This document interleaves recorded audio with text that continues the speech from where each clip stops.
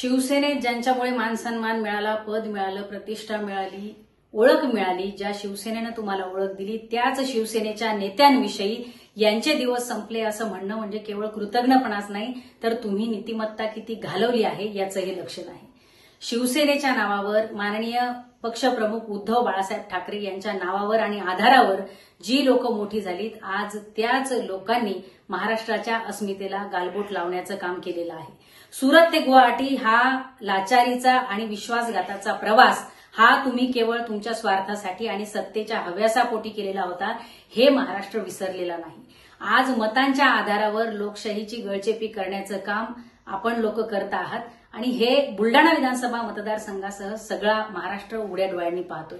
ज्यांची माननीय पक्षप्रमुख उद्धव बाळासाहेब ठाकरे यांचं नाव घेण्याची लायकी नाही, त्या लोकांना येणारा काळ सांगेल की कोण संपेल।